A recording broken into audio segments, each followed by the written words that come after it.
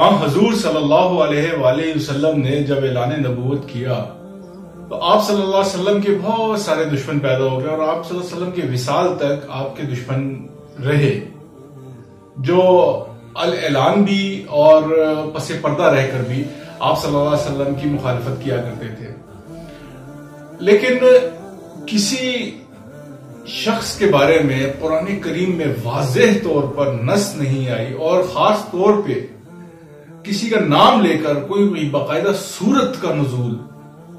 ایک ایسا بدبخت شخص ابو لہب جس کے اوپر اللہ تعالیٰ نے پوری سورت نازل کی، نہ صرف اس کے بلکہ اس کی بیوی بھی، جو بدبخت ترین دونوں یہ میاں بیوی تھے. تبت یدا ابی لہب وتب، ابو لہب کے ہاتھ ٹوٹے اور وہ برباد ہو، جو اس کا جو مال اس نے کمایا تھا وہ اس کے کچھ کام نہ آیا. میں یقین کریں گے یہ پڑھ کر سورت اور اس کا جو ترجمہ اس کے وجہ شان نزول پڑھ کے میں ورطہ حیرت میں اور اللہ تعالیٰ کی جو ہے وہ اس میں کھو جاتا ہوں کہ یہ کیا اللہ تعالیٰ کو جب اس کا بنیادی طور پہ نبی کریم نے جب اعلان نبوت کیا تو مکے میں آپ نے دوسرے لوگوں کو بلایا اور اپنی دعوت تبلیغ کے لیے، تو اس میں یہ بھی شامل تھا، سرداران اور بھی تھے. لیکن یہ انتہائی غلط انسان رسول اللہ صلی اللہ علیہ وسلم کو ایسے ایسے ہاتھ اٹھا اٹھا کے کچھ اس طرح کی ادائیں، اس طرح کی حرکتیں کر کے رسول اللہ سے بات کر رہا تھا. آپ صلی اللہ علیہ وسلم کو جو تکلیف ہوئی لیکن اللہ کو اتنی ناپسند ہے یہ بات کہ اللہ تعالیٰ نے اس پہ سورت اتار دی. یہاں پہ ایک بات سوچنے کی ہے کہ ہم اپنے وقت پر کسی وقت ہم انسان جو ہے اللہ ہمیں معاف کرے کہ کچھ بات کرتے وقت ہمیں سوچنا چاہیے کہ اللہ کو کوئی بات ہمارے منہ سے نکلی ہوئی یا ہمارا کوئی ایسا عمل جو شاید ہمارے لیے عام ہو لیکن اللہ کی نظر میں پتہ نہیں کوئی برائی ہو سکتی ہے، تو اللہ تعالیٰ ہمیں ایسی گناہوں سے بھی ہمیں نجات دے اور ہمیں بچائے اللہ پاک. لہب جو ہے اس کا جو ابو لہب کا جو نام تھا وہ عبد العزا تھا، نبی کریم صلی اللہ علیہ وآلہ وسلم کا سگا چچا. جب آپ صلی اللہ علیہ وسلم پیدا ہوئے تو اس نے اپنی ایک لونڈی جو پیغام لائی تھی کہ ابو لہب تیرے بھائی کے گھر میں یعنی تیرا بھتیجا پیدا ہوا ہے یعنی محمد رسول اللہ صلی اللہ علیہ وسلم، تو اس نے ایک انگلی کے اشارے سے ایسے کر کے کہا سویبہ کو کہ تو یا آزاد ہے. یہ سویبہ جو ہیں رسول اللہ صلی اللہ علیہ وسلم کی دایا بھی ہیں، ان کو دودھ بھی پلایا انہوں نے. تو اس کو جو ہے عذاب، اس کی جو عذاب اس کو جو دیا جائے گا اور دیا جا رہا ہے اس کو اور اس کی بیوی کو، اس میں اس کی پورا کا پورا عذاب میں غرق ہے. لیکن اب روایات میں ہے، تفسیروں میں ہے کہ جس انگلی سے اس نے اشارہ کیا تھا سویبہ کو، یہ سوبیہ اس کو لکھتے ہیں، بنیادی طور پہ یہ سویبہ لفظ ہے. تو سویبہ کو جو اپنی باندی کو لونڈی کو اس نے اشارہ کیا تھا آزاد کرنے کا اس طرح، تو وہ انگلی جو ہے اس کی اس عذاب سے بچی رہے گی. واللہ اعلم بالصواب. تو انگارے کی طرح اس کے جو گال تھے وہ سرخ رہتے تھے.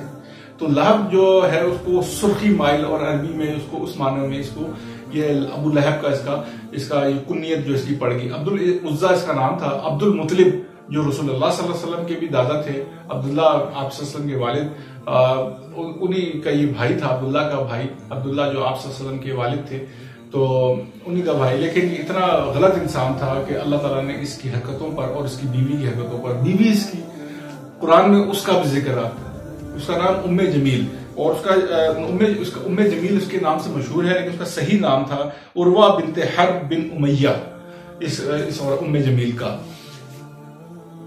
یہ ناہنجار عورت دولت مند تھی لیکن اتنی رسول اللہ سے بغض رکھتی تھی، اتنا حسد اور اتنا اس کے دل میں آپ صلی اللہ علیہ وسلم کے لیے برائی تھی کہ یہ جنگل میں جاتی اور ایسی کانٹے دار جھاڑیاں اور لکڑیاں کچھ اکٹھی کرتی اور اپنے کندھے پر لاد کر خود لاتی. کنجوس بھی تھی لیکن یہ خود لاتی اور آپ صلی اللہ علیہ وسلم کے راستے میں بچھایا کرتی. اور آپ صلی اللہ علیہ وسلم، اب آپ نے اگر جن حضرات نے رسول اللہ صلی اللہ علیہ وسلم کا جو گھر مبارک ہے مکہ المکرمہ میں خاص طور پر میں اس کا ذکر کر رہا ہوں، تو کعبۃ اللہ کے بالکل سامنے ہی ہے. تو آپ صلی اللہ علیہ وسلم کے یہ بھی ساتھ ابو لہب بھی مطلب یہ آس پاس ہی پڑوسی تھے.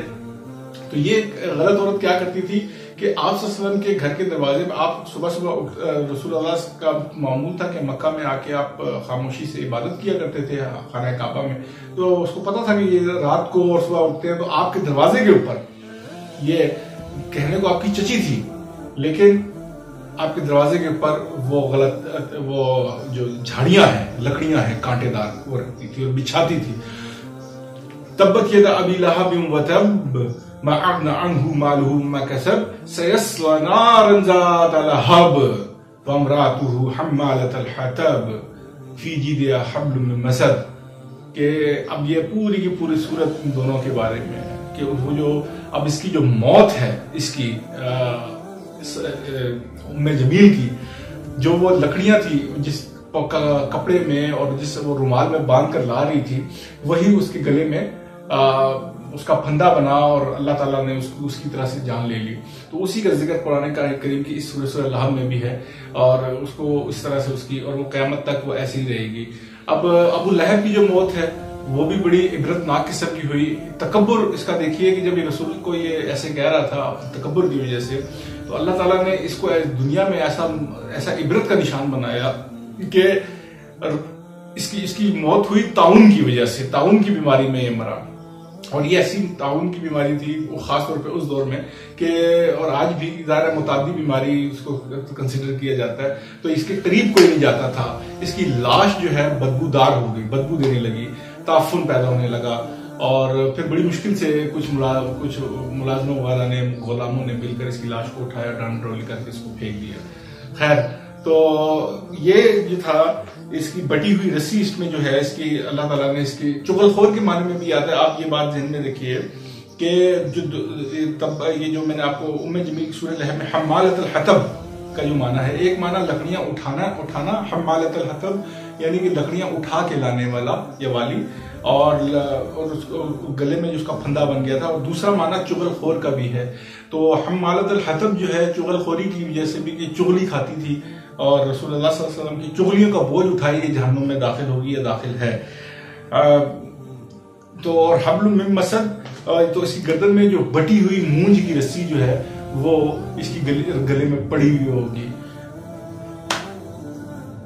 بدبخت لوگ یہی کہا جا سکتا ہے.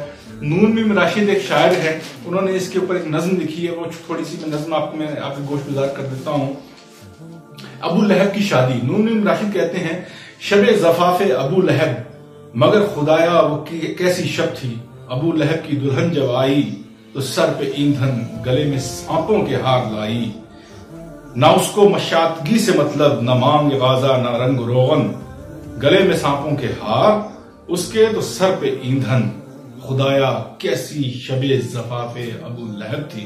یہ دیکھتے ہی ہجوم بکھرا، بھڑک اٹھے یوں غضب کے شعلے، کہ جیسے ننگے بدن پہ جا کے جابر کے تازیانے. جوان لڑکیوں کی تالیاں تھی، نہ صحن میں شوخ لڑکیوں کے تھرکتے پاؤں تھرک رہے تھے. نہ نغمہ باقی نہ شادیاں نے، ابو لہب نے یہ رنگ دیکھا. لگام تھامی لگائی مہمیز، ابو لہب کی خبر نہ آئی. ابو لہب کی خبر جو آئی تو سال ہا سال کا زمانہ غبار بن کر بکھر چکا تھا. ابو لہب اجنبی زمینوں کی لال و گوہر سمیٹ کر پھر وطن کو لوٹا. ہزار ترار و تیز آنکھیں پرانے غرفوں سے جھانک اٹھی. ہجوم پیرو جواں کا گہرا ہجوم اپنے گھروں سے نکلا. ابو لہب کے جلوس کو دیکھنے کو لپکا. ابو لہب ایک شب زفاف ہے، ابو لہب کا جلا پھپولا، خیال کی ریت کا بگولا، وہ عشق برباد کا ہیولا. ہجوم میں سے پکار اٹھی، ابو لہب تو وہی جس کی دلہن جب آئی تو سر پہ ایندھن، گلے میں سانپوں کے ہار لائی. ابو لہب ایک لمحہ ٹھٹکا، لگام تھامی لگائی مہمیز، ابو لہب کی خبر نہ آئی. یہی تھی آج کی ویڈیو. امید ہے پسند آئی ہوگی. پسند آئی تو لائک شیئر سبسکرائب کیجیے گا. ملتے ہیں اگلی ویڈیو میں، تب تک کے لیے دیجیے اجازت. السلام علیکم ورحمۃ اللہ وبرکاتہ.